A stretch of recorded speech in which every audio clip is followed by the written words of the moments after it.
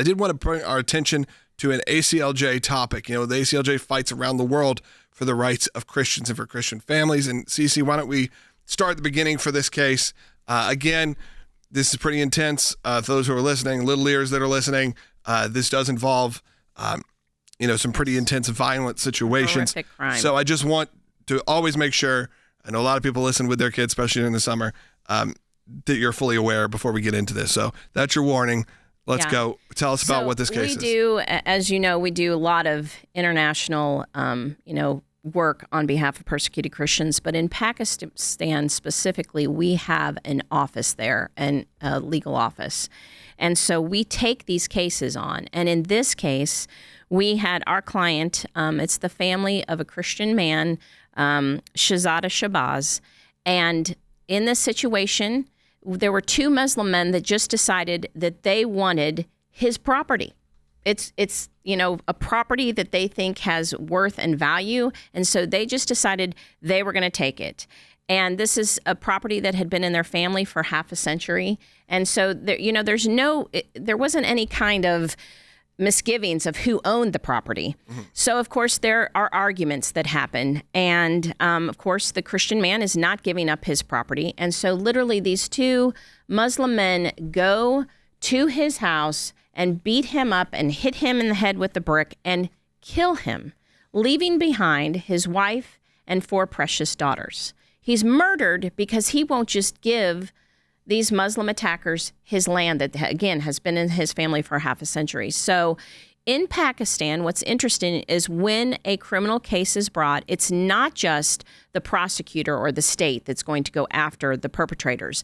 Actually, the victim, they can be represented and have an attorney that argues the case against them as well. And so that's where our office in Pakistan came in. We went and argued this case. And like you said, it's not necessarily a victory, but it is justice in that after we've argued this case, both of these men got 14 years in prison and then have to pay restitution to the family. So that is justice because, again, in Pakistan, a lot of times when Christians are persecuted, you do not see any justice. Right. It's ever. a legal victory. I mean, that's what I think when you say it's hard to put a victory stamp on it when it is someone's life that was lost. Right. And you're talking about someone going to jail for that, getting fined, the family getting money. But that is what we were looking for. That's what the ACLJ was fighting for. And as you said, this is a rarity.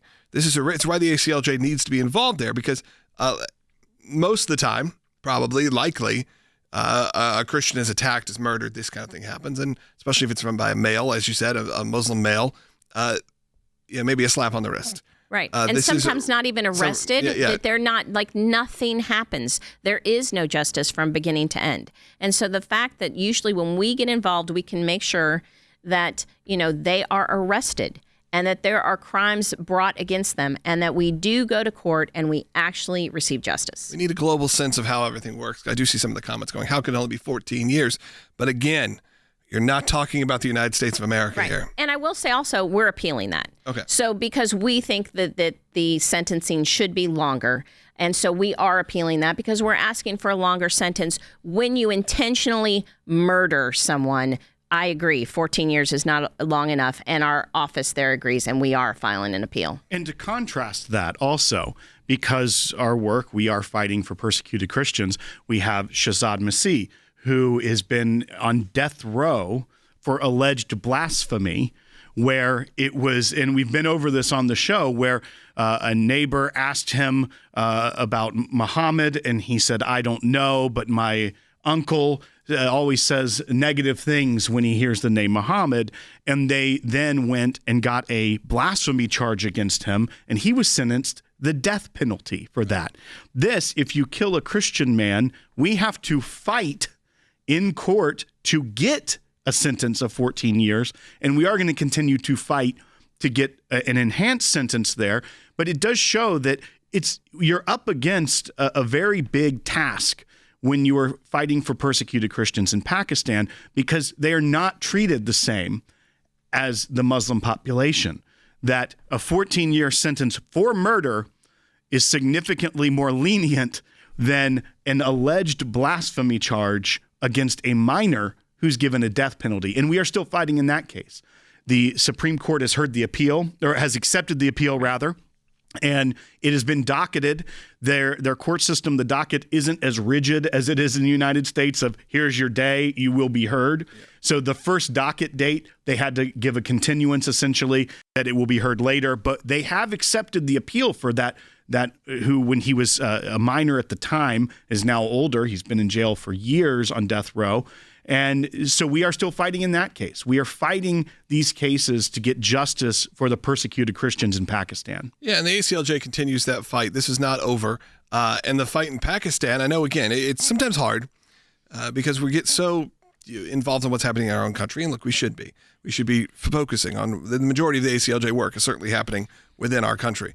But we need to know, you need to know, as our listeners and our supporters, how broad the work is. That there is an office right now operating in Pakistan, that there are offices in Jerusalem, there are offices in Europe, in France right now that are fully operating with the same mission of the ACLJ, though sometimes the consequences are very different.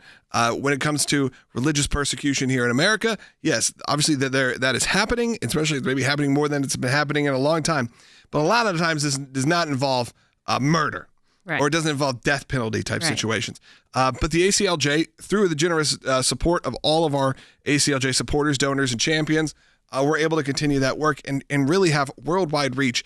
And we don't always focus on it because I know this show with Seculo is primarily, we cover what's going on in the news, we cover what's happening in the world, but it is done on a more commentary base. We do tell you about the work of the ACLJ, but I think it's always important, at least once a week, to have these kind of conversations so you understand who we are and who we aren't. In the organization, though, it's the ACLJ, the American Center for Law and Justice. We have to continue the fight for Christians and really any sort of religious minority that is being persecuted around the world, because sometimes it's a much grimmer situation than what we have here. Absolutely. Because like, Will said, you have a 16-year-old child who makes a statement that is not blasphemous at all, but then, you get a mob riled up and he has literally spent, over 5 years in prison and he's been sentenced to death by hanging. So we don't have that here. And what's really important to know, because of the assistance of our donors, we're able to have those offices in Pakistan. And what I want to point out and highlight again is that without us there, without our law office there that takes these cases and we are successful, had this happened, had this situation happen where this man was murdered, typically, again, without us there, they wouldn't have even been arrested or charged. And so we're able, because we are there, we are on the ground, we are working, we are able to, once again, not claiming a victory, but at least get justice, that a Christian man was murdered, and these people have to be accountable for that and hold them accountable. And that would not be happening if we were not there. Because the ACLJ and our team are the best of the best. And I really do believe that. And that we are very selective on the cases that we take and how we proceed forward. And we go for the win whenever possible. Obviously, you're going to lose sometimes. It's just the legal system. But we go for the win whenever possible. And we are battling still numerous cases, whether that's for life, whether that is in Pakistan, as you said, whether that is at the UN to defend Israel.